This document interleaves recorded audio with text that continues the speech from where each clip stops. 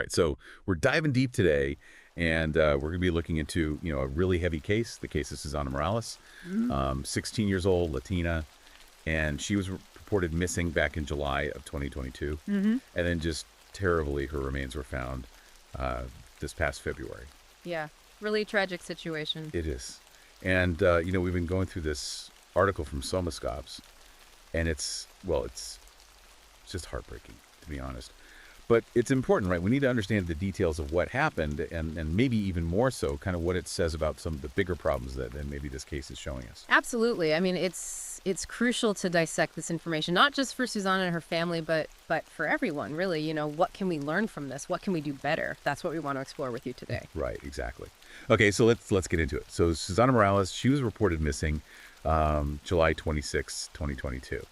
And one of the things that really kind of stands out from the article right away is how the Gwinnett County Police, how they first reacted, when the family reported her missing. Yeah, the article really stresses that initial dismissal. They just sort of brushed off the family's worries and they labeled it a runaway case. And sadly, that's not as uncommon as we might hope. And the family was very clear, like, this is not Susanna. This is not something she would do. She was heading home when they last heard from her. So it just feels like from the very beginning, they weren't really being listened to. Their fears weren't being taken seriously. You got it.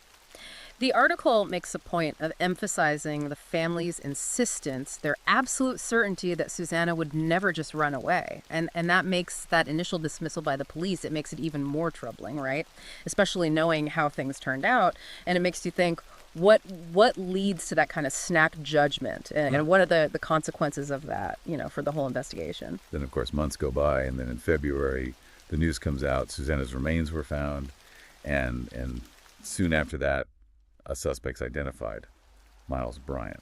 Right, Miles Bryant. And what makes this case especially disturbing is that at the time Susanna disappeared, he was a police officer in Georgia. Mhm. And the charges against him, as detailed in the article, they're heavy. Felony murder, kidnapping, first-degree burglary, filing a false report, concealing a death.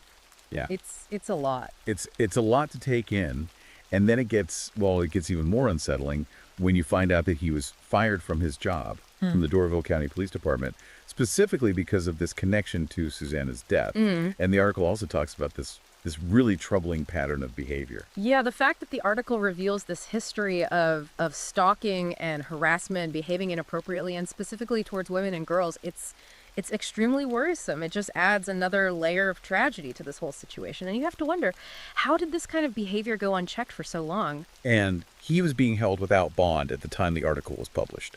So Susanna's sister, Jasmine Morales, she spoke out. She shared her reaction.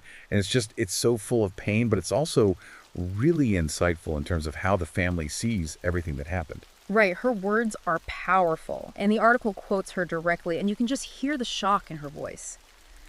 But there's also this sense that maybe this explains why they were getting nowhere, why they were left in the dark for so long. She says, it's a police officer. I'm guessing they know how to cover their tracks. I mean, that speaks volumes about the family's trust, or rather, lack of trust in the whole investigation. And the article itself doesn't shy away either. It states straight out, police officers failed to prevent a teen kidnapping and murder at the hands of one of their own. That's a strong statement. There's no dancing around it. It's about accountability. It is, and that naturally leads us to think about the bigger picture, right? Yeah. How does this case fit into the overall picture of police conduct, of police violence in this country? And the article does go on to present some pretty stark statistics that help us understand that bigger picture. It does. It cites data from mapping police violence, and it's pretty shocking. In 2022 alone, at least 1,176 people were killed by law enforcement in the U.S., and that's the highest number we've seen since at least 2013. And we have to remember, those are not just numbers. Those are people. Those are families. Lives lost, lives impacted forever. Absolutely. And it's not just about these fatal encounters. The article also brings up the issue of sexual misconduct within police forces. It mentions a study from Bowling Green State University that found 405 officers were actually charged with rape just between 2005 and 2013. And the researchers who did the study, they believe that the real number is probably much higher, that a lot of these cases don't even get reported. Yeah, that's a really disturbing thought, the possibility of underreporting on such a large scale. And there's this other detail from a 2022 NBC review. And they were looking at some of the biggest cities like New York, LA, Philadelphia. Mm. And what they found is that officers who were accused of sexual abuse and harassment, a lot of times they weren't fired. Sometimes they weren't even demoted. And get this, sometimes they were actually promoted. So it makes you wonder, what are the systems in place? Are they even working? Are they actually holding these officers accountable? It raises some very serious questions about how these situations are handled or mishandled, really. It suggests that there might be some deep-rooted problems in the system itself, problems that allow this kind of behavior to continue. And that brings us to another crucial point that Susana's case highlights, and that the article addresses: missing Black and Latino women. Yeah, that's huge. The article talks about this reported spike in the number of young Black and Latino women going missing, especially during the pandemic. It just seems like these communities are especially vulnerable. Right. And it's not just about the numbers. The article quotes an activist, Cheyenne, speaking at a Justice for Susana event. And she points out something really heartbreaking. In places like Washington, D.C., there are all these unsolved cases of missing Black and brown girls under 21. So Susana's case, it's not just a one-off. It might be part of a much bigger and often overlooked problem. Cheyenne's quote is really powerful. She says, "Families like Susana's come to America for the very thing that we just can't seem to offer: peace and safety." And then it speaks to this hope, this dream that so many immigrants have, and then the harsh reality that they often face. It does. And the article takes it a step further and talks about this lack of resources, this lack of data, specifically when it comes to missing Latinas. And that makes it even harder to really grasp the true scale of this problem. You know, that's something that really stuck with me. It's like without those resources, without that data, it's not just media coverage that suffers. It's like we don't even have the full picture. It's like trying to solve a puzzle with half the pieces missing. Exactly. The article explains that often when data is collected on missing persons, Latinas are lumped together with white women and youth. And researchers believe that this kind of grouping, it actually masks the specific challenges that the Latina community faces. It hides the true extent of the problem, and that makes it harder to see the trends, to allocate resources properly, to really address the issue effectively. There's this quote in the article from a community member, and they chose to remain anonymous, but what they said is so powerful. Hispanics aren't being heard or taken seriously. No one cares about the Latino community. And that really captures this feeling of being marginalized, of being ignored, especially when these tragedies occur. It does. And it's in this context of injustice, that the family and the community, they launched the Justice for Susana petition. And the article, it goes into the details of what they're demanding. Right. The petition, it's calling for a few key things. First, a fair and transparent investigation by the Dorville County Police Department.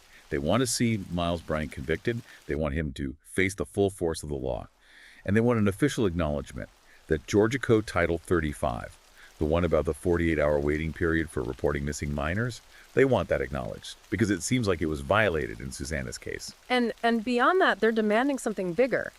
A complete overhaul of how we handle missing minors. They want to see more transparency, more accountability. They want families to be kept informed throughout the entire process. This isn't just about getting justice for Susana. It's about making sure that no other family has to go through this. Exactly. And the community, they're not just sitting back.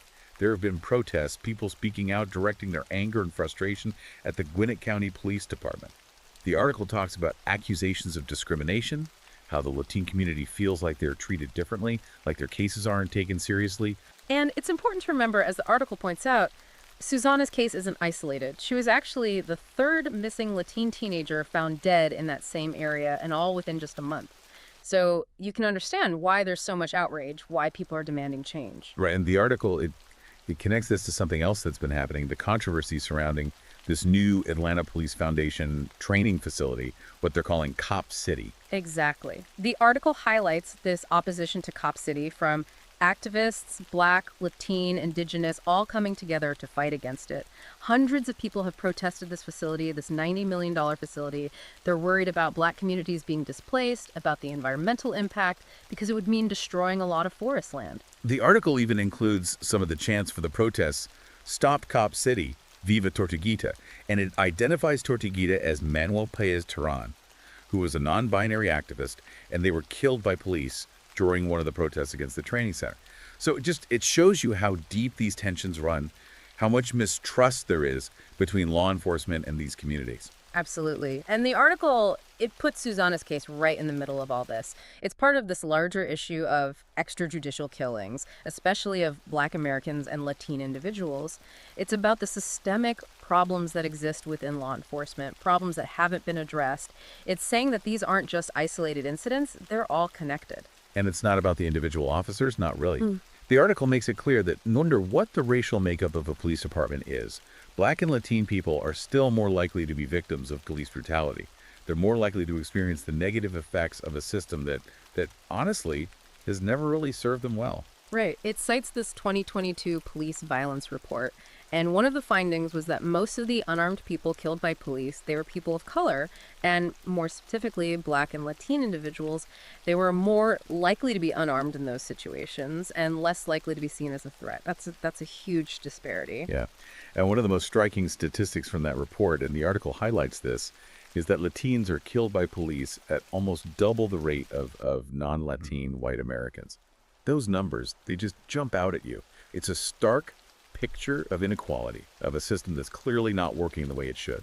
Definitely. And the article ends this section with another quote from Susana Morales, and it's from a press conference. She says, "No amount of money, no amount of justice can bring her back to us, but what we can do is to try and make sure that this doesn't happen to anybody else again, and that's why we are here." It's powerful, it's a call to action, a demand for change, and it comes from a place of such profound loss. It does.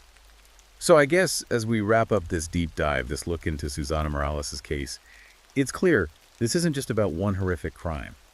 It's about the system. It's about how marginalized communities are treated by law enforcement, how missing persons cases are handled, and it's about police violence in general. There are a lot of hard truths that we need to face. Absolutely.